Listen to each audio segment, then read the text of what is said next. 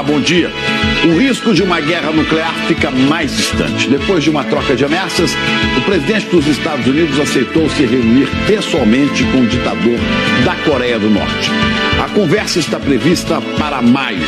Kim Jong-un ainda prometeu suspender os testes com mísseis durante as negociações. Donald Trump manteve as sanções. E você vai ver também que uma fazenda invadida no norte de Minas volta a ser palco de violência. 6 pessoas foram agredidas e baleadas. A polícia prendeu funcionários da fazenda suspeitos de envolvimento no caso. 3 pessoas morrem em Santa Catarina na queda de um helicóptero que tinha sido sequestrado. A polícia suspeita que o objetivo era resgatar um presidiário. O flagrante do momento em que 2 homens tentam pôr fogo num morador de rua em Copacabana. A briga começou depois de uma discussão num bar. A nova carta do Temer. Dessa vez o recado foi para a Procuradora-Geral da República, Raquel Dodge, que pediu a inclusão do nome do presidente no inquérito que apura a propina da Odebrecht. O Planalto nega que seja uma forma de pressão. O Ministério Público acusa o governador do Rio de não investir na saúde o mínimo exigido pela Constituição.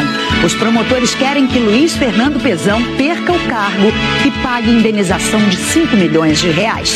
O atraso no programa do governo para distribuir uma insulina mais moderna para ajudar crianças com diabetes tipo 1.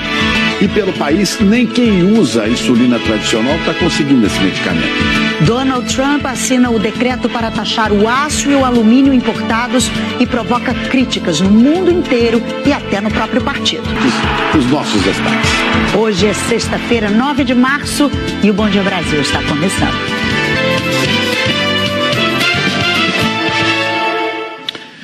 Olá, a gente começa o Bom Dia Brasil hoje com uma boa notícia, uma notícia que pode trazer alívio e que traz esperança para o mundo, né? Depois de meses de troca de insultos e ameaças, o presidente americano, Donald Trump, aceitou um convite do ditador da Coreia do Norte, Kim Jong-un, para discutir pessoalmente o programa nuclear norte-coreano.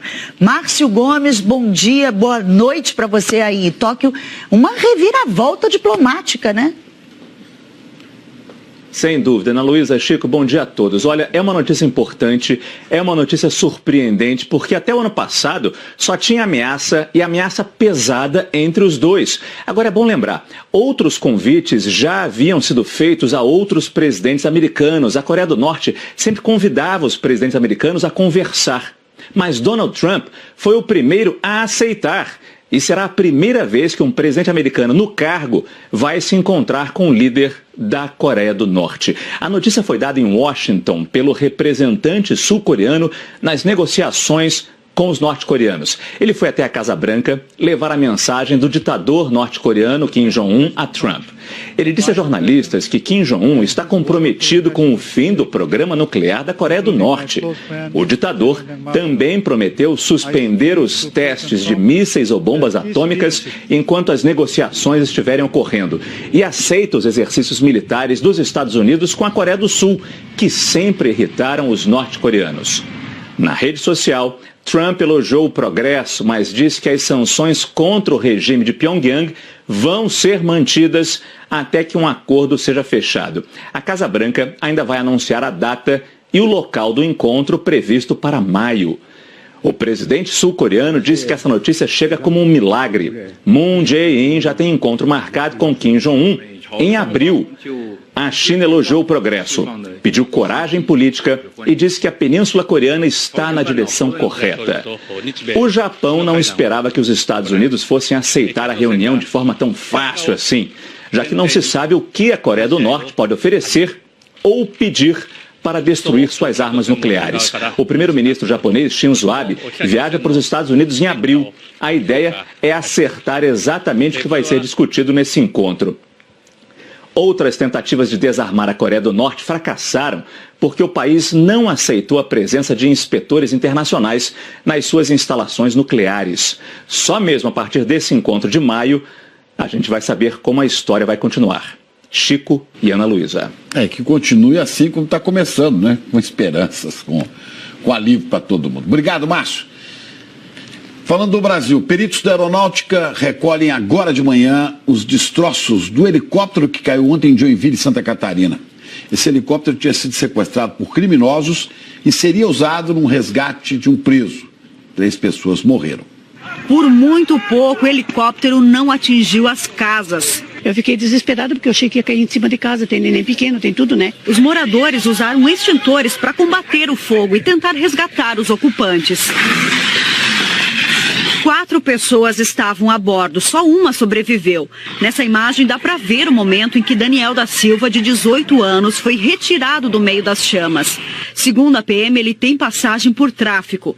No local morreram o piloto Antônio Mário Franco Aguiar, o copiloto Bruno Siqueira e mais um passageiro que ainda não foi identificado. De acordo com a Polícia Civil, o helicóptero foi sequestrado na cidade de Penha, norte de Santa Catarina, onde era usado para voos panorâmicos.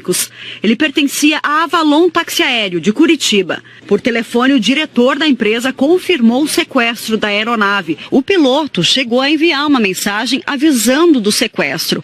O helicóptero foi desviado aqui para Joinville, a 70 quilômetros de distância. A polícia acredita que ele seria usado numa tentativa de resgatar um criminoso que está preso. A queda foi a 2 quilômetros da penitenciária da cidade. Nos destroços foram encontrados um revólver e uma pistola. Pessoas que acompanharam aqui a queda da aeronave relatam ter ouvido disparos, mais de um, de arma de fogo. Ainda dependemos do laudo pericial, né, para saber se alguém foi alvejado dentro dessa aeronave. E as Forças Armadas fazem mais um dia de operação na Vila Kennedy, na zona oeste do Rio, a terceira só essa semana. Ontem, assim que as tropas deixaram a favela, ladrões assaltaram uma igreja na comunidade. A gente vai conversar com a Priscila Chagas, que tem as informações ao vivo pra gente. Priscila, nem igreja escapa, né? Oi, Ana Luísa, Chico, bom dia para vocês, bom dia para todo mundo. A situação tá difícil, viu? Fiéis e padres estavam participando ontem de um mutirão de confissões para Páscoa, quando 3 bandidos armados invadiram a paróquia. A missa estava sendo transmitida pelas redes sociais. 15 pessoas foram assaltadas. O padre contou que na hora de fugir, os bandidos ainda ameaçaram as vítimas. Disseram que quem olhasse para trás levaria um tiro. Tudo isso aconteceu menos de 3 horas depois das Forças Armadas terem deixado a Vila Kennedy. Já são 3 dias seguidos de ações militares na favela.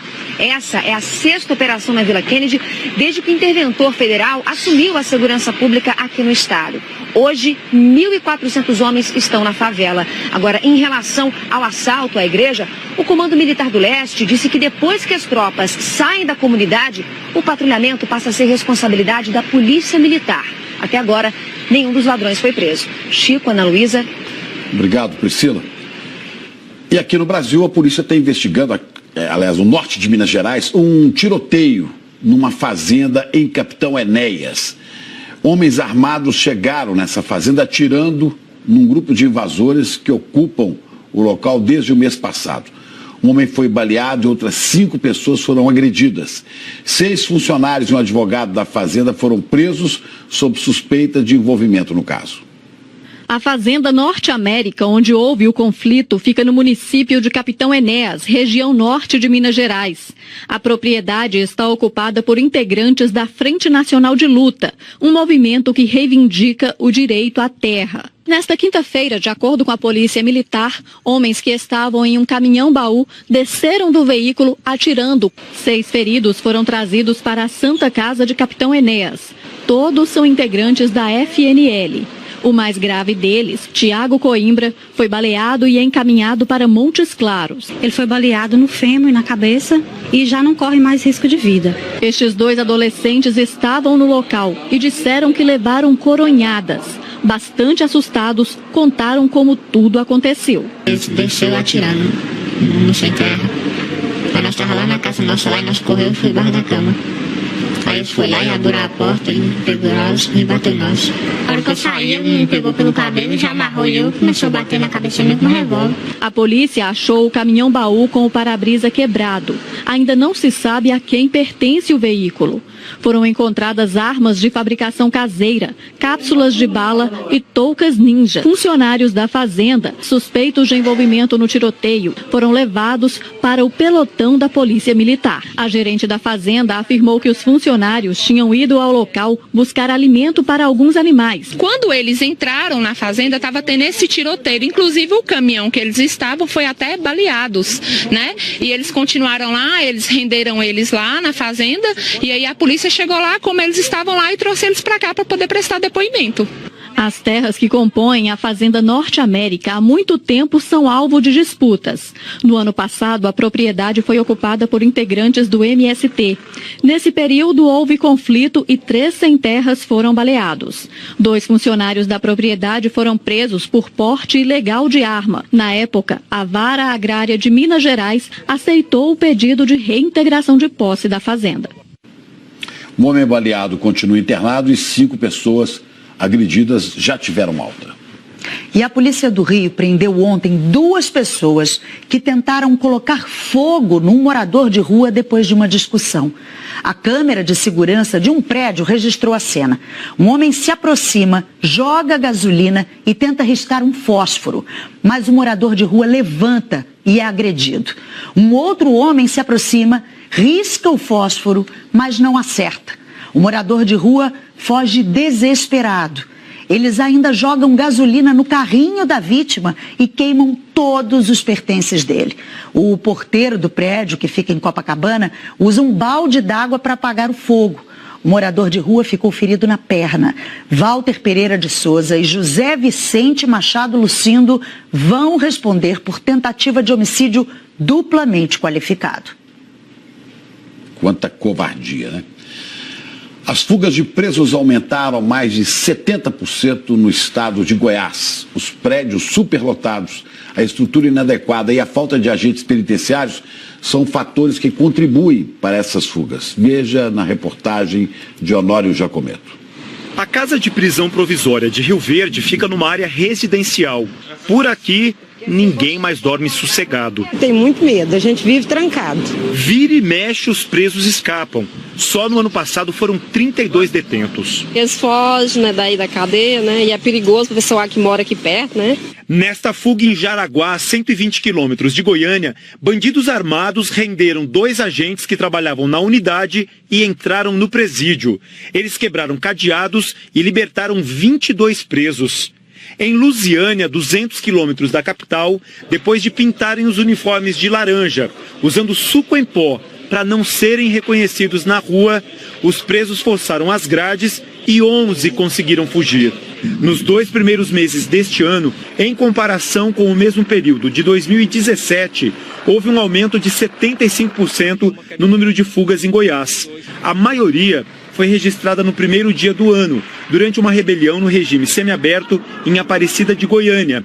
106 escaparam. O que nós temos, na verdade, principalmente no interior do estado, são presídios de papelão.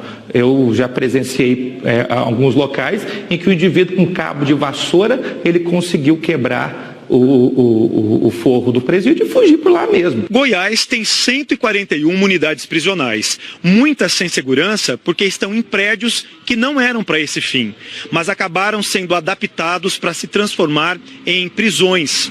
Além disso, tem delegacias que também viraram cadeias, porque os presos que deveriam ficar aqui apenas temporariamente não estão sendo levados para as penitenciárias por falta de vagas. Aí, assim como acontece aqui nessa delegacia, o investigador fica aqui dentro cuidando de presos. Além de policiais civis, quem toma conta dos 20 mil presos goianos são agentes prisionais.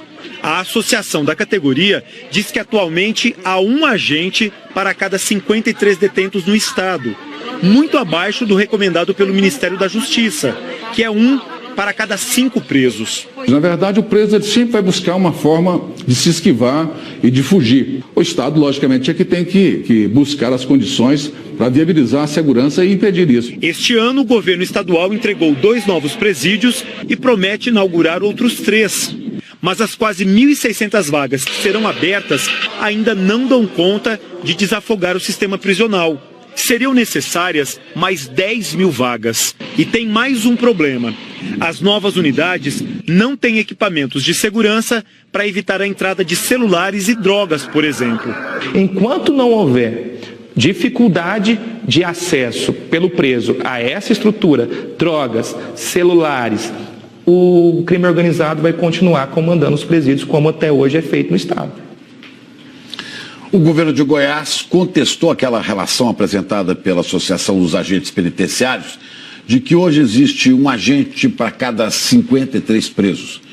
Na conta do governo, a inclusão de agentes e vigilantes. Juntadas as duas categorias, então, haveria um servidor para cada 5 presos no Estado. O governo disse também que vai realizar um concurso para contratar quase 1.100 novos agentes. E o Ministério da Saúde anunciou no ano passado um grande investimento para comprar insulina análoga, que é um remédio essencial para quem sofre de diabetes do tipo 1. A gente conversa com o Rodrigo Bocardi, em São Paulo. Oi, Rodrigo, bom dia para você. O governo tinha até agosto, né, para começar a distribuição do remédio que beneficiaria aí pelo menos 100 mil crianças. Mas a gente sabe que não foi isso que aconteceu, né? É isso, viu, Ana Luísa? Um bom dia para você, Chico, bom dia a todos. Pacientes de todo o Brasil estão esperando até hoje, você falou agosto. Essa insulina é mais eficaz porque tem uma ação mais rápida e efeito mais duradouro no organismo. Mas os pacientes também reclamam até da falta da insulina mais comum e inclusive de tiras para a medição da glicose. As reclamações chegam de vários pontos do Brasil. Em Palmas, Dona Rosemira usa insulina há 6 anos. Tinha uma cirurgia de catarata agendada para janeiro, mas foi adiada, porque ela está com dificuldade para controlar a glicose no sangue. Não tem as chamadas fitinhas usadas para isso. Não recebe o material desde dezembro. Ele disse que não está vindo para a secretaria, não tem nem esperança. Eu acho um pouco descaso, né? Porque quando a pessoa já está doente, está precisando, aí não vem, a gente fica passando mal. Em Teresina, Neide utiliza insulina pelo menos 2 vezes por dia. A cada 3 meses, recebe a medicação da farmácia de remédios excepcionais do estado. Mas esta semana, foi informada que a insulina está em falta. Em São Paulo, Dona Rosa conta que a farmácia de alto custo, onde retira gratuitamente a insulina análoga para o tratamento de um neto, está sem o medicamento desde setembro. É uma insulina mais moderna, destinada a pacientes portadores de diabetes tipo 1. Custa muito caro. R$300. R$300 e dura quanto tempo? Um mês. Um mês. Um mês a caixinha, né? Então outro mês de novo, outro mês, então não dá. Eles dizem que não tem previsão porque eles fizeram, primeiro foi licitação. Agora eles estão esperando porque eles fizeram compra e já não chega, não sei. Assim como outros diabéticos, o neto da Dona Rosa só conquistou o direito de receber essa insulina mais cara, pelo SUS, gratuitamente, a partir de uma decisão judicial. Desde o ano passado, o Ministério da Saúde anuncia um grande investimento com verba já liberada para estender esse benefício a pelo menos 100 mil crianças e também a adultos que tenham recomendação médica. Mas o processo para isso não tem sido dos mais rápidos. No primeiro anúncio, em fevereiro de 2017, o medicamento estaria disponível no 2º semestre. Em outubro, o prazo foi alongado para este ano. O ministro da Saúde informa que a data para a compra do material está marcada. Dia 19 teremos a abertura do pregão, 150 milhões de reais praticamente para 8 milhões de canetas de insulina ultra rápida. Esse é o avanço fundamental para o SUS, que, como você disse, antes só pessoas conseguiam via judicial o acesso desse medicamento. Quem conhece a importância do medicamento espera ansiosamente. É uma melhoria que nós ansiamos por ela há muito tempo e a sociedade, de fato, brasileira de diabetes, de fato, está comemorando, embora tardiamente, mas está comemorando a entrada dessa insulina na lista do SUS. Secretaria de Saúde do Piauí diz que o fornecimento de insulina classificada como análoga deve ser regularizado até o próximo dia 15. A Prefeitura de Palmas prometeu disponibilizar medicamentos e insumos como fitas, agulhas e seringas já na semana que vem. A Secretaria Estadual de Saúde de São Paulo diz que a insulina Asparte, utilizada pelo neto da Dona Rosa, que mostramos na reportagem, já foi adquirida e que será entregue o quanto antes. Chico, Ana Luísa. Pois é, Rodrigo, insulina é um remédio de emergência, não pode faltar, né? É um negócio grave, depois de quase 1 ano de espera, né? E até agora, nada. Vamos falar com Alexandre Garcia, em Brasília, justamente um remédio, né, que tem ação rápida e pode melhorar a qualidade de vida dos pacientes, né, Alexandre? Bom dia. Bom dia, Chico. Bom dia, Ana. Pois é, aqui na capital do país, onde está o Ministério da Saúde, aliás, cheio de gente, também está faltando insulina de ação mais prolongada, a chamada glargina. Né? É comum faltar remédio pelo país afora, como a gente viu aí, não só a insulina. Né? Com tanta gente no serviço público, a gente imagina que não deveria faltar nada, né? Nem planejamento, previsão, né? Para que não houvesse essa inversão em que primeiro não se compra, né? E depois falta. É isso que está acontecendo. Né? Mas se espera que falte para depois comprar. Né? Depois correr sob protestos, sob queixas, sob críticas. Né? Isso só faz sentido dentro da lógica do serviço público, que não é exatamente a loja da eficiência que resultaria na prestação de um serviço tão bom que estivesse à altura dos impostos que os brasileiros pagam. Uma caixinha mensal de insulina custa cerca de 1/3 parte do salário mínimo. Muita gente não tem como comprar isso. Né? E como é que se consegue demorar 1 ano para comprar um medicamento praticamente vital?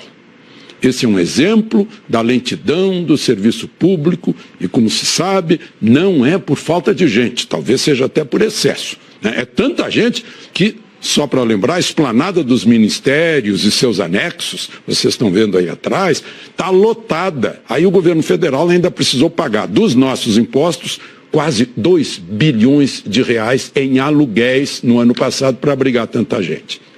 E a insulina análoga não sai, né? Depois de muita campanha, foi um avanço, sim, incorporaram ao SUS, faz 1 ano que incorporaram essa insulina moderna para tratamento de diabetes mellitus tipo 1.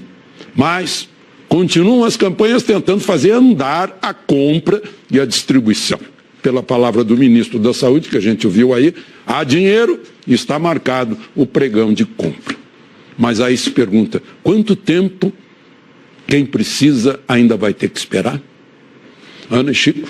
O que parece, né, Alexandre, é que o que é prioridade para o povo não é para os governantes. E é uma questão de saúde, de vida ou morte, a pessoa não pode ficar indefinidamente sem essa definição. Né? É verdade, Chico, é muito sério isso.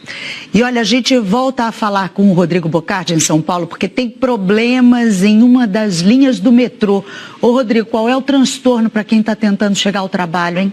Na verdade é CPTM, que são os trens, viu, aqui metropolitanos da cidade de São Paulo, viu, Ana Luísa? Vamos mostrar aqui para vocês um problema gravíssimo, até uma atualização para quem está aqui em São Paulo e tenta chegar ao trabalho, porque muita gente está com dificuldade. É a linha 8 Diamante, que liga ali a região metropolitana ao centro da capital paulista. Isso desde 6 horas da manhã, um problema na linha aérea, problema com energia elétrica, e impediu ali a passagem de trens por uma das linhas. Ou seja, todos eles têm que passar por uma única linha agora. E isso acaba provocando uma demora enorme em todo o sistema. E são plataformas muito lotadas, porque é um sistema já super sensível, sempre cheio, com algum problema acaba ficando ainda pior.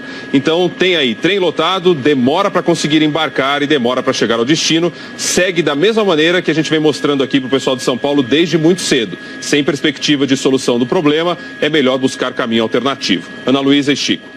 Sexta-feira difícil no transporte público de São Paulo, né? Ô luta.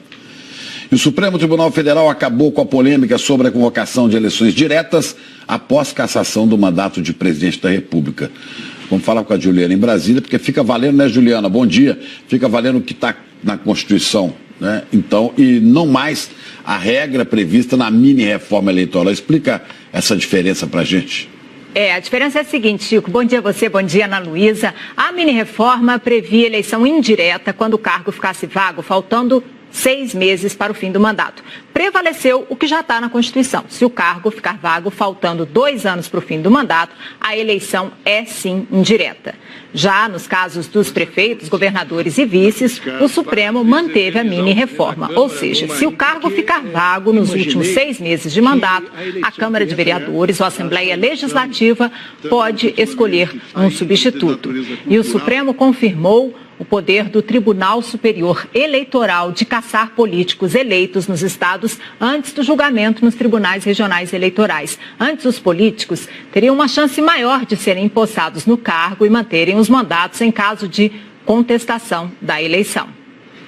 E o Democratas lançou o nome do presidente da Câmara, Rodrigo Maia, como pré-candidato do partido à presidência da República. Rodrigo Maia vem se distanciando do governo e diz que dará apoio aos projetos com os quais concorda, mas que não está disposto a defender o atual presidente. No discurso, se comprometeu a fazer ajustes na economia para combater as desigualdades.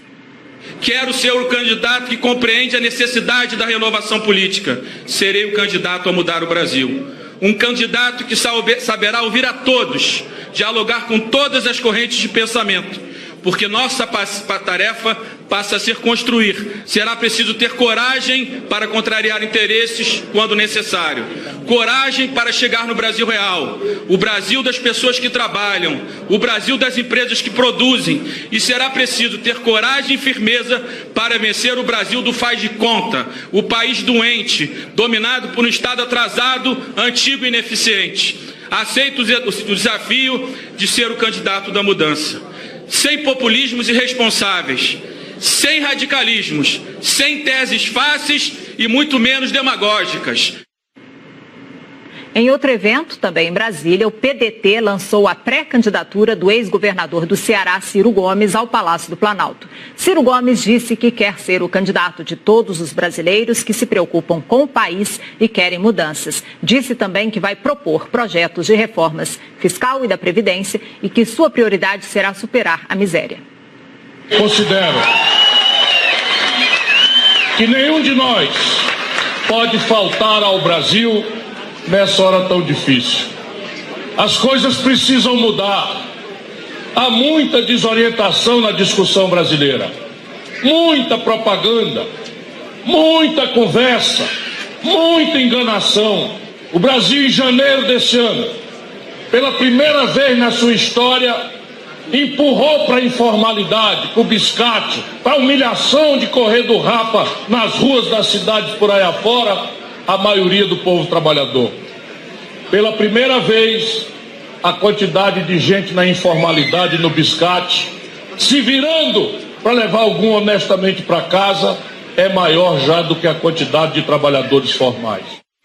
Lembro porque agora são pré-candidatos. Candidatos para valer oficiais com nome na urna eletrônica só no segundo semestre, quando os partidos vão registrar os nomes na Justiça Eleitoral. Ana Luísa, Chico. Obrigada, Juliana. A gente fala sobre tempo agora, porque a chuva forte causou estragos no norte do estado do Rio de Janeiro e na região serrana. O Renan Gouveia está em Macaé e tem as informações pra gente. Oi, Renan, bom dia. Ainda chove forte por aí, né? Chove sim, viu, Ana Luísa? Bom dia para você, bom dia para o Chico. Para dizer que a situação por aqui em Macaé, ela está bastante complicada. Segundo informou a Defesa Civil aqui do município, todos os bairros aqui da cidade, eles foram afetados pela chuva. Muitos pontos de alagamentos por aqui. Na região serrana, uma imagem impressionante de um resgate de um morador. É um homem que ele caiu em um rio e quase foi arrastado pela força da água. Mas quando a gente pode ver aí logo na sequência, os moradores, eles conseguiram fazer o resgate desse morador. Olha só, uma situação bastante complicada ali, mas acabou dando tudo certo. E algumas casas ali também, elas foram invadidas pela força também da água. Já em Petrópolis, a chuva ela provocou quedas de barreiras e uma encosta ela desmoronou sobre duas casas. E Pedro Emanuel Lucas, de 7 anos, ele morreu soterrado. Também teve deslizamentos na estrada União Indústria, um ônibus ele foi atingido e a rodovia ela está interditada nesse momento. Já na cidade de Conceição de Macabu, no norte fluminense, as ruas elas também ficaram alagadas e a Defesa Civil ela recebeu vários chamados durante a noite. Já em Campos, também no norte do estado, em 24 horas choveu equivalente a 50% aí do esperado para o mês inteiro. Viu, Ana Luísa e Chico? E passando um recado para os moradores daqui de Macaé, não tem aula na rede municipal agora na parte da manhã e a Defesa Civil pediu para os moradores evitarem sair de casa. Obrigada, Renan. A Isabela Camargo já está aqui para falar conosco dessa chuva, né, que está castigando o Rio, caindo forte na região sudeste e outras cidades também. Tem previsão de mais chuva para hoje, Isabela?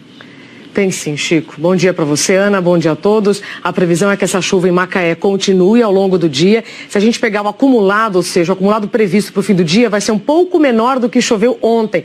Mas como os rios já estão cheios, o solo já está encharcado, qualquer chuva agora pode provocar mais problemas e mais deslizamentos. Ainda sobre esses acumulados de ontem no Rio de Janeiro, veja, vários chamaram a nossa atenção, mas nenhum supera Macaé, 162 milímetros, e isso choveu então durante 24 horas. É praticamente a média do mês, tá?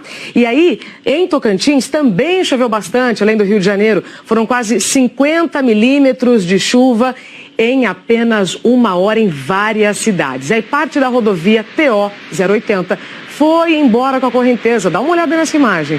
O trecho fica entre Divinópolis e Marianópolis. E aqui as imagens satélite me ajudam a te mostrar o que está acontecendo. Todas essas manchas escuras são nuvens de chuva. Então, se você está aqui, olha, entre norte do Rio, Espírito Santo, Minas, região central, parte nordeste e norte, se já não está chovendo na sua cidade, já a chuva vai bater na sua janela. Essas áreas escuras são áreas de estabilidade, são nuvens de chuva e que podem, então, provocar aí temporais a qualquer momento. A gente tem previsão de uma chuva mais fraca, só lá para o sul, no noroeste gaúcho e no centro-oeste catarinense. Chuva só no período da manhã, depois do almoço não tem previsão mais de chuva, por conta dessa área de alta pressão aqui, que inibe a chegada de um ar mais úmido e mais quente. Paraná, São Paulo, hoje com mais áreas de sol, tá? E aí os temporais ficam então concentrados, vou repetir, Espírito Santo, norte do Rio, região dos Lagos, grande parte de Minas e sul da Bahia. Temporais com raios, então você precisa ficar atento para não se abrigar debaixo de árvores, tá certo?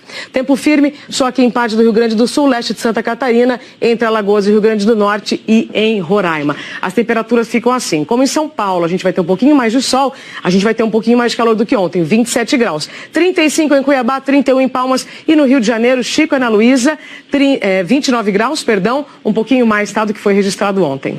O Rio de Janeiro é sempre tão quente que a gente já fala 30, né, Isabela? Agora conta pra gente essa chuva toda Brasil afora. Hoje é sexta-feira, como é que fica o fim de semana?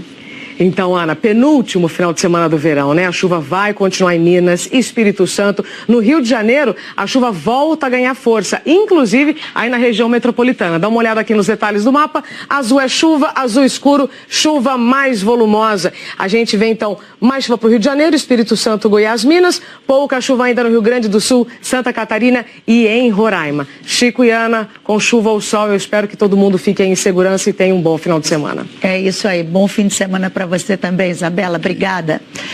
E a seguir, a galinha dos ovos de ouro no mercado bilionário das vendas pela internet. A Lava Jato está nas ruas agora de manhã para investigar propinas na construção de Belo Monte. E a avalanche de reclamações pelo mundo depois do decreto de Donald Trump para taxar o aço e o alumínio importados. Agora 8 horas, 2 minutos pelo horário de Brasília. Estamos de volta com informações ao vivo de mais uma fase da Operação Lava Jato. A Polícia Federal está cumprindo agora de manhã 9 mandados de busca e apreensão no Paraná e em São Paulo. A repórter Ana Zimmermann está em Curitiba e tem outras informações para a gente. Oi, Ana, bom dia para você. Essa nova fase investiga a suspeita de corrupção na construção da hidrelétrica de Belo Monte. Isso mesmo, Ana Luísa. Um bom dia a todos. Essa 49ª fase foi batizada de Bona Fortuna e investiga irregularidades na construção da usina de Belo Monte, no Pará. Os policiais estão cumprindo 9 mandados de busca e apreensão. 4 deles aqui em Curitiba, um deles na sede do Grupo J. Malucelli, uma das empreiteiras investigadas, mais um mandado em Guarujá, um em Jundiaí e 3 em São Paulo, na capital. A TV Globo apurou que um desses mandados está sendo cumprido na casa do ex-ministro Delfim Neto e outro na casa de um assessor dele. De acordo com o Ministério Público Federal, o Delfim teria recebido 15 milhões de reais e teria agido em nome de PT e PMDB. De acordo com a Polícia Federal, as investigações até agora mostram o mesmo modo de agir já investigados em outras fases da Lava Jato. Pagamento de vantagens indevidas a agentes públicos e políticos por parte de empreiteiras, no caso dessa fase, ligadas à construção da usina de Belo Monte. A Polícia Federal marcou uma entrevista coletiva para daqui a pouco, às 10 horas da manhã, para dar outras informações sobre essa 49ª fase da Operação Lava Jato. Chico, Ana. Obrigado, Ana. E as compras com celular ajudaram a aquecer ainda mais o comércio eletrônico, que fechou 2017 com um faturamento de 47 bilhões de reais. Rodrigo Bocardi, é muito dinheiro, né? Tem muita gente que prefere fazer as compras de onde estiver, usando só um clique. Porque é mais fácil, né? Comparar preços, né? Até mesmo com o preço das lojas físicas. Tem uma curiosidade, no ano passado, os consumidores das classes C e D foram responsáveis por mais de 60% das compras feitas pela internet. Sabe aquela história de preparar o ninho para o bebê que vai chegar? Escolher o berço, os enfeites, montar um cantinho de brinquedos. A Thaísa viveu tudo isso com o Ethan, mas pela internet. Foi a forma que eu encontrei para poder facilitar no meu dia a dia. Não tinha tempo, então eu precisava ter uma opção para ganhar mais, aumentar meu tempo de qualidade com meu filho, com minha família. Então comecei a fazer só compras via internet. Consumidores como a Thaísa ajudaram a alavancar as vendas na internet no ano passado. O volume total movimentado passou dos 47 bilhões de reais, alta de 7,5% em relação a 2016. 55 milhões de brasileiros fizeram pelo menos uma compra virtual em 2017, um aumento de 15% em comparação com 2016. E consumidores das classes C e D foram responsáveis por mais de 67% das compras. O valor médio gasto por compra foi de quase R$430. E mais uma vez as mulheres se destacaram, com quase 1,5 milhão de pedidos a mais do que os homens. E pela primeira vez, os sites venderam mais celulares do que eletrodomésticos. Os smartphones não são só um dos produtos mais desejados pelos brasileiros. É por aqui que muita gente acessa a internet para fazer compras. Quase 30% dos pedidos feitos em 2017 saíram de tablets e celulares. Hoje o consumidor, a partir do momento que ele compra pelo smartphone, ele pode comprar de qualquer lugar, né? Ele pode estar inclusive dentro de uma loja física, visualizando um produto na loja e naquele momento ele utilizar o celular para comparar preços, para procurar um outro produto similar ou com um preço um pouco mais baixo. O mapa do comércio eletrônico no país mostra que a região sudeste continua tendo a maior participação nas vendas, seguida por sul e Nordeste. E se 2017 foi bom para os sites, 2018 deve ser ainda melhor. A expectativa é de um aumento de 12% no faturamento, com um empurrãozinho da Copa do Mundo na Rússia. A Copa ajuda principalmente para produtos eletrônicos. Praticamente em todos os anos que nós medimos a venda de eletrônicos, principalmente televisores, geralmente cresce acima de 20%. A previsão do setor é que este ano 60 milhões de pessoas façam algum tipo de compra virtual. A Thaísa certamente vai ser uma delas. Eu brinco que a gente fala que é da geração do botão. Se a gente tiver a oportunidade de clicar no botão e resolver nossos problemas, a gente vai buscar o botão para clicar e resolver nossos problemas. Tudo que tiver de tecnologia que a gente puder aplicar no nosso dia a dia, a gente vai aplicar. Isso aí, só aquela atenção de sempre. Coisa chata, né? De lembrar da conta que chega depois. Outra curiosidade, no ano passado, metade das pessoas que compraram pela internet não parcelou as compras aí, ó. E como a gente segue monitorando aqui em tempo real a região metropolitana de São Paulo, Laura Caçanos a bordo do Globocop mostra um acidente em Mairiporã, é isso? Laura, bom dia. Bom dia, Rodrigo. Exatamente, um acidente grave, bem no limite entre Mairiporã e Franco da Rocha, 2 municípios vizinhos aqui a São Paulo. Um acidente entre um carro e um ônibus. O carro ficou completamente destruído, tem uma vítima, mas a gente ainda não tem informações sobre o estado de saúde dela. Agora, a imagem que mais chama a atenção é que o ônibus que se envolveu nesse acidente foi parar dentro da represa de Mairiporã. Então tá aí o ônibus dentro d'água. E outra imagem também que chama bastante a atenção é justamente que a mancha de óleo vai se espalhando. Ela passa inclusive ali por debaixo da via e sai do outro lado da represa. Chico e Ana. Obrigada. Impressionante o acidente. E daqui a pouco a nova carta de Temer. Dessa vez foi para a Procuradora-Geral da República. O ministro Edson Fachin do Supremo manda para a primeira instância uma denúncia contra Lula e Dilma. E o Ministério Público pede que o governador do Rio perca o cargo por não investir na saúde. Agora, 8h12, hora de Brasília. O ministro Edson Fachin, relator da Lava Jato no Supremo Tribunal Federal, mandou para a primeira instância da Justiça uma denúncia por suspeita de organização criminosa contra os ex-presidentes Lula e Dilma. Vamos falar em Brasília com a Juliana, porque esse inquérito faz parte, né, Juliana, daquelas investigações sobre desvio de verba da Petrobras.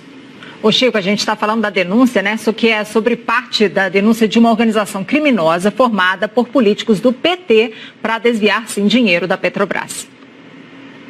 É o pedaço da denúncia que inclui 3 integrantes do partido sem foro privilegiado, como os ex-presidentes Lula e Dilma Rousseff, os ex-ministros Antônio Palocci e Guido Mantega e o ex-tesoureiro do PT, João Vacari Neto. Só ficam no STF os casos da senadora Gleisi Hoffmann, que tem foro privilegiado, e do marido dela, o ex-ministro Paulo Bernardo, porque Fachin entendeu que as condutas deles estão interligadas. A defesa de Lula afirmou que o ex-presidente não praticou qualquer crime, que muito menos participou de uma organização criminosa. A defesa de João Vacari Neto afirmou que a acusação é totalmente improcedente. E a defesa da ex-presidente Dilma Rousseff não quis comentar.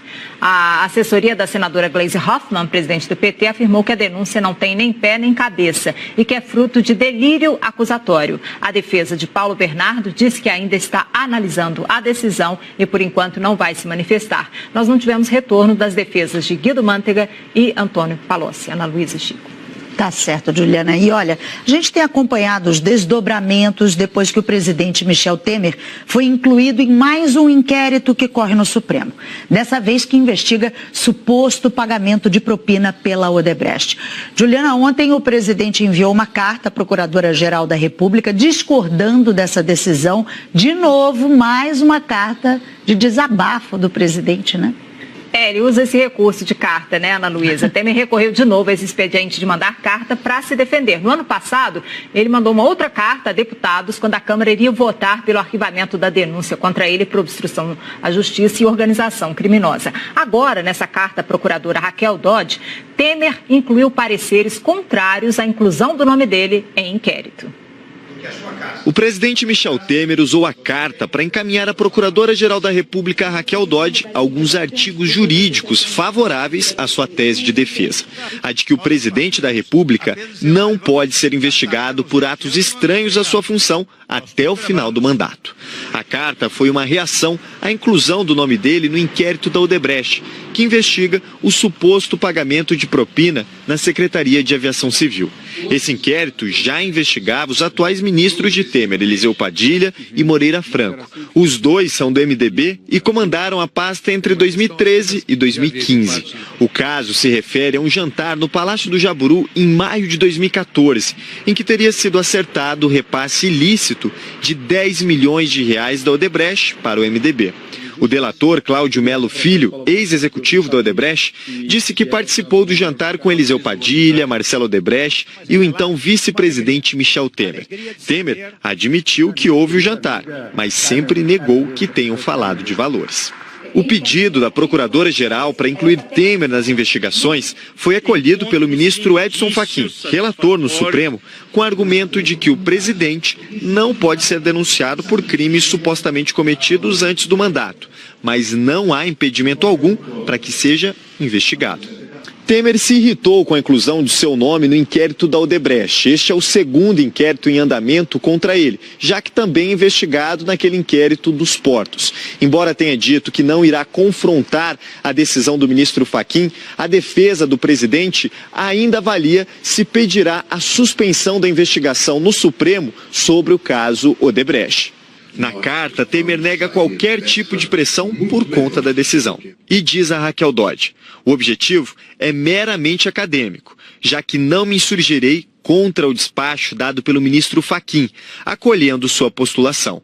E de logo registro que respeito e respeitarei sempre as suas manifestações, já que tenho absoluta certeza são guiadas pela sua convicção jurídica.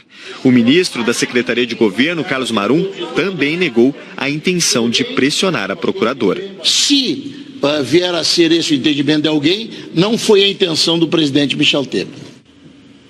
Nós pedimos uma declaração da Procuradora-Geral, Raquel Dodge, sobre a carta do presidente Temer, mas não obtivemos resposta.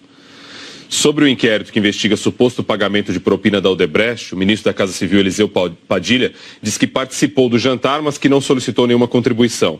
Padilha disse ainda que o MDB recebeu doações legais da Odebrecht, informadas na prestação de contas do partido. Nós não conseguimos contato com o ministro da Secretaria-Geral da Presidência, Moreira Franco, que está em viagem ao exterior.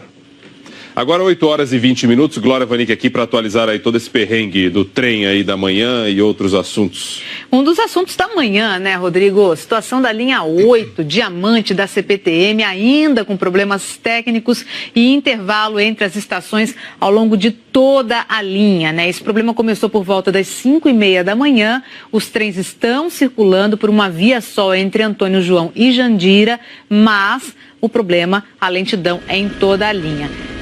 Olha as imagens que a gente tem aí, gravadas mais cedo pelo Globocop, das plataformas cheias. Tem a Operação Paese entre Jandira e Carapicuíba, mas a situação, apesar de o horário de pico ter passado, né, do horário mais crítico ter passado, a gente sabe que a situação é bem triste e bem difícil ainda para os passageiros. Então a gente vai atualizando aqui ao longo do Bom Dia Brasil. O pessoal trabalhando ali para tentar solucionar o problema. Trabalhando, mas até agora não conseguiram resolver não, viu? Até agora está difícil a situação. Tá bom. Outro problema que teve mais cedo foi na marginal do Rio Pinheiros. Teve um acidente, vou pedir para colocar as imagens também. Teve um acidente entre 3 carros e uma moto no sentido de Interlagos, um pouquinho depois da ponte do Morumbi. Essas imagens foram feitas mais cedo também pelo Globocop, no momento em que havia o resgate. Foi na pista expressa, a marginal chegou a ser totalmente interditada nesse trecho aí para que o pessoal pudesse fazer o resgate. E a gente vai mostrar como é que está o trânsito. Foi 6h05 da manhã aproximadamente? Isso, mais ou menos nesse horário. Aí. Resolvido, mas olha o que ficou de reflexo ainda. Normal, né? Assim, atravessar a marginal pela Avenida Morumbi é sempre complicado aí de manhã. Mas nesse trechinho aqui, Rodrigo, a ponte do Morumbi e a Avenida Morumbi não é tão normal ter esse trânsito todo. Olha como é que está a Avenida Morumbi, tá vendo? Olha só, tá tudo travado nesse trecho aí, ainda reflexo do acidente. Do outro lado, aí sim, é o trânsito que a gente está acostumado a ver. Inclusive, a gente tem a nossa câmera. Vamos ver a nossa câmera aqui? Câmera da Marginal do Rio Pinheiros. Ah, já tem até imagem para vocês aí, olha, mostrando para vocês então, na Local e na Expressa, aí sim, no sentido da Castelo Branco, o trânsito já bem travado. Como a gente pode ver, esse sim é o trânsito normal, aí não tem reflexo de acidente não. Outro acidente que teve também mais cedo, aliás foram 2, na Raposo Tavares, temos imagem de um deles, feitas pelo Globocop, vamos colocar as imagens aí então? Opa, aqui é o Waze, temos a imagem do acidente da Raposo. Aí era o momento em que um dos veículos era retirado, foi um acidente entre carro e moto na rodovia Raposo Tavares, na altura do quilômetro 18. Por causa desses acidentes, travou tudo também na Raposo e ainda tem reflexo desse trânsito no sentido da capital. Valeu, obrigado. A gente vai para o intervalo, já vamos mostrar o que os brasileiros querem para o nosso país. E mais notícias de São Paulo também, agora 8 horas e 23 minutos. A gente volta já.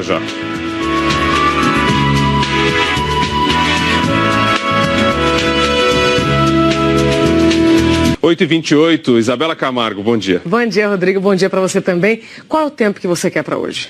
Bom, tempo de sol.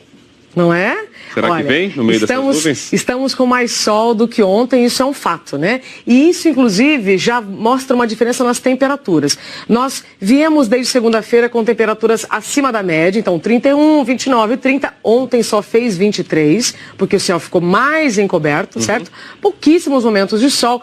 E hoje a previsão é de 27 graus. Então hoje, gente, ninguém vai passar frio, tá? Ninguém vai ter que pedir alguma blusa emprestada, porque a previsão é de mais momentos de sol. E com isso a temperatura sobe. Se a gente olhar as imagens de satélite, a gente vê que as piores nuvens, as de chuva, estão mais ali para os lados de Minas e do Rio de Janeiro. Aqui em São Paulo, a gente está com essa nebulosidade, olha só, temos nuvens sim, só que elas não vão provocar chuva forte. A gente pode ter uma garoinha, em algum bairro até uma chuva um pouco mais forte, mas a gente não está com a mesma condição que os estados aqui ao nosso redor estão, tá certo? Vamos ver aqui. A chuva, ou seja, já revela. Você vê que a gente tem volumes um pouquinho mais consideráveis no Vale do Paraíba, em algumas cidades aqui do interior e também lá do norte. Na capital paulista, olha, a gente está aqui na área sem azul, que significa nada de chuva, tá certo? No final de semana, a tendência é que nós teremos mais horas de sol, menos nuvens, porém, conforme essa temperatura vai se aproximando dos 30 graus, as pancadas no fim da tarde podem acontecer em toda a região metropolitana. Essa condição vale para todo o estado. Então, as áreas de instabilidade, elas vão ficar um pouco mais longe, mas por conta da umidade perto da gente e do calor, vem as pancadas de chuva. De acordo com o nosso meteorologista, na segunda-feira o tempo fica firme, o ar seco volta a tomar conta da cidade e a gente não tem previsão de pancadas de chuva. Tá bom, respirar o ar úmido aí no final de semana. Agora é muito curioso a gente perceber essa diferença, então, das temperaturas. Ontem realmente tivemos uma grande diferença, olha só, quase 7 graus aí, né, se a gente comparar com quarta-feira, mas hoje a gente já volta aí para os 27 graus. Valeu, Isa. É isso? Isso, com sol, chuva, bom final de semana. Valeu para você também, obrigado, viu? O Ministério Público do Estado entrou com uma ação de improbidade administrativa contra o governador do Rio, Estado do Rio a gente está falando, Luiz Fernando Pezão, do MDB, pela não aplicação do percentual mínimo de recursos para a saúde. A Constituição obriga os estados a aplicar no mínimo 12% dos recursos na saúde. Até isso aconteceu no Rio. Só que em 2016, o governo do Rio gastou só 10,42%. Os promotores afirmam que Luiz Fernando Pezão reconheceu que o índice constitucional não foi atingido por causa da crise financeira. Mas o Ministério Público diz que se houver queda na arrecadação, os recursos podem até diminuir, mas o índice mínimo de 12% não pode ser alterado. Uma lógica meio que simples aí, né? Os promotores pedem que o governador perca o cargo e que os direitos políticos dele sejam suspensos por 8 anos. Em nota, o governo do Rio alegou que houve decisões, bloqueios judiciais nas contas aí do Estado em 2016 e que a Assembleia Legislativa aprovou a prestação de contas daquele ano. A Procuradoria-Geral do Estado recorreu contra a ação do Ministério Público no Supremo Tribunal Federal. 8h31, Glória. Rodrigo, vamos mostrar uma imagem de um acidente que aconteceu agora há pouco na marginal do Rio Pinheiros, mais um hoje, hein? Entre carro e moto novamente, no sentido de Interlagos. Pouco depois do Cebolão, aí ó, faixa da esquerda interditada para o atendimento do motociclista, aguardando ali a chegada do resgate. Vou mostrar agora aqui no Waze como é que está a situação então do trânsito ali na região. Trânsito bem complicado nessa região, na chegadinha ali da Castelo e também de quem vem ali da marginal do Rio Tietê em direção à marginal do Rio Pinheiros. Tudo bem difícil até a chegada, inclusive, da rodovia Anhanguera. Então fica o alerta para os motoristas dessa região. Mostrando também a situação da Raposo Tavares. Falei mais cedo como é que estava, né? Que teve acidente mais cedo por lá e ainda travada a Raposo e também acidente no Rodoanel, bem na chegadinha da Raposo Tavares, no sentido de Perus. Ali o trânsito agora melhorando, já esteve pior um pouco mais cedo. Trazendo algumas das nossas câmeras, a estrada do Mboimirim. Vamos aqui para a Zona Sul, mostrar como é que está a situação da estrada do Mboimirim, com uma imagem ao vivo. Aí, olha, bem difícil para o motorista que segue em direção à marginal do Rio Pinheiros. Então, trazendo para vocês como é que está a situação ali da estrada do Mboimirim. E mostrando também agora um outro acidente que teve um pouco mais cedo, ali na chegada. Vamos ver se o meu Waze vai atualizar, porque eu pedi para ele atualizar aqui. Vamos ver se vai. Acho que agora não vai atualizar, hein? Agora sim. Mostrando a chegada da Dutra à marginal do Rio Tietê. Teve um acidente um pouco mais cedo aí nessa região que complicou demais a chegada da rodovia Presidente Dutra e também da Ayrton Senna. Já é uma chegada bem difícil para os motoristas, então mostro para vocês como é que está o trânsito ali na região agora. Ainda trânsito intenso pelas duas rodovias no acesso à marginal do Rio Tietê. Mas agora melhorando, o reflexo ficou lá para trás ainda pelas duas rodovias, como a gente pode ver na região de Guarulhos, principalmente, o trânsito bem difícil pela Ayrton Senna e também pela rodovia Presidente Dutra. 8h34 agora, de olho aí, monitorando tudo, o trem só com aquele problema lá que a gente mostrou mais cedo, né? Que continua tudo igual na linha 8 Diamante. Linha 8 Diamante ainda sem alteração, viu, Rodrigo? Já que eu falei de Dutra e de Ayrton Senna, trazendo para vocês, para o transporte coletivo, quem vem pela Dutra e pela Ayrton Senna, a situação pior é para quem vem ali na região de Guarulhos pelo Trevo de Bom Sucesso. Ainda saidinha difícil no transporte por ônibus para os passageiros. Valeu, Glória. Obrigado. A gente vai para o intervalo. Já já vamos falar da reação dos países que exportam aço para os Estados Unidos diante da nova tarifa oficializada ontem pelo presidente americano Donald Trump. E outras notícias de São Paulo, 8h34.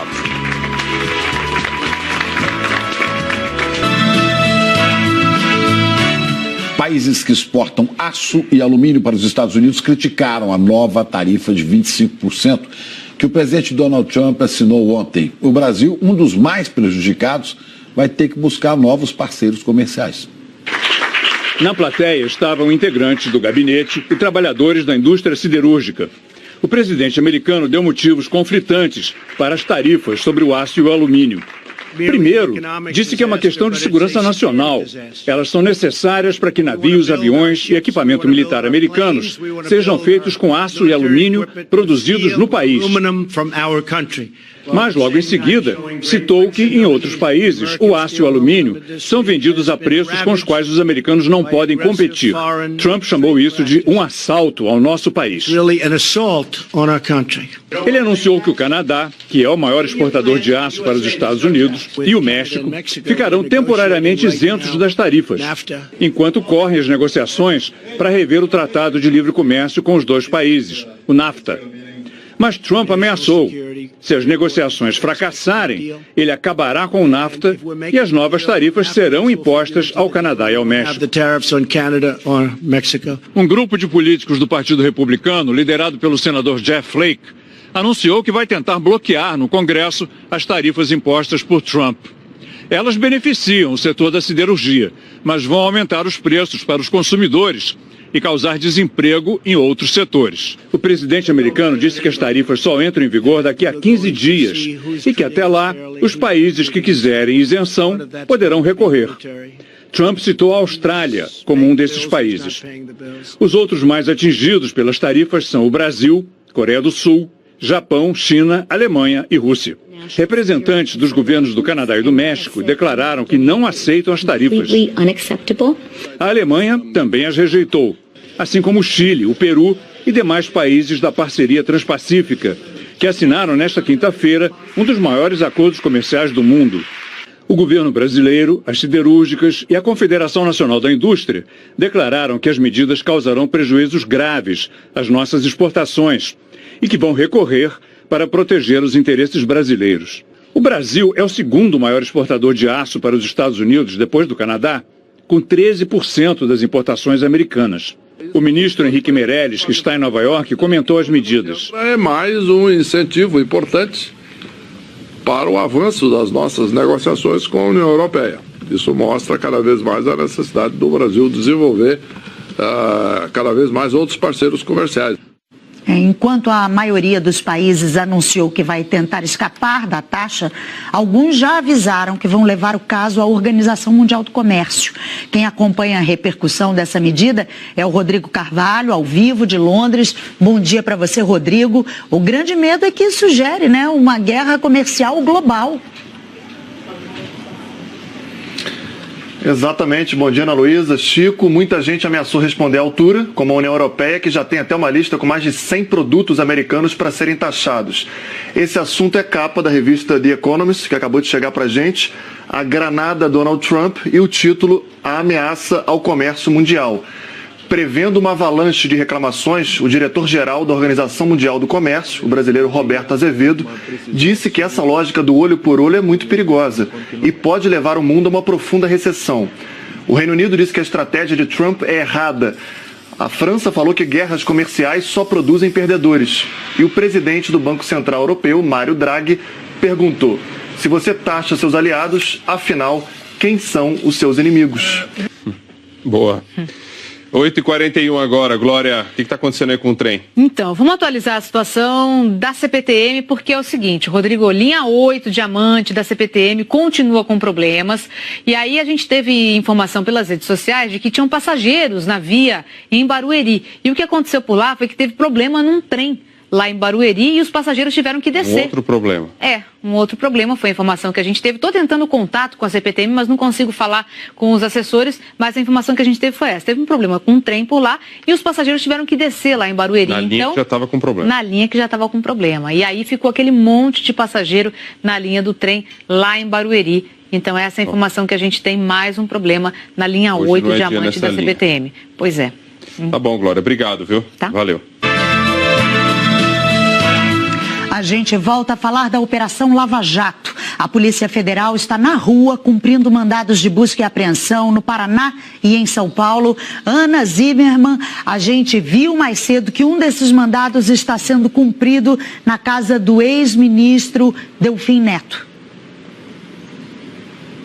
Olá, um bom dia novamente. De acordo com o Ministério Público Federal, as investigações tiveram origem na colaboração de empresas que venceram a licitação para a construção da usina de Belo Monte. E um dos suspeitos de ter recebido propina por esse consórcio é o ex-ministro e ex-deputado Delfim Neto. Ele teria agido na estruturação desse consórcio de empresas e teria recebido 15 milhões de reais. O dinheiro foi pago para empresas de Delfim Neto mediante contratos fictícios de consultoria.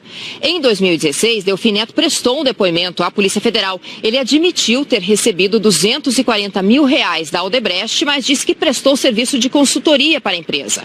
O restante da propina, de acordo com as investigações, foi dividida entre MDB e PT. Nós ainda não conseguimos contato com a defesa de Delfim Neto. Chico, Ana Luísa.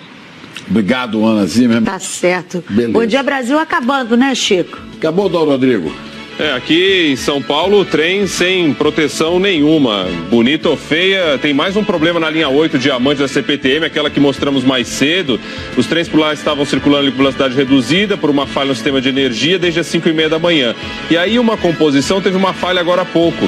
Os passageiros desceram nos trilhos para tentar ali chegar a algum lugar. Só para ter uma ideia, o que estava ruim ficou pior. Hoje não é dia por ali. Bom final de semana. Depois desse perrengue todo, durma até acordar amanhã, até segunda.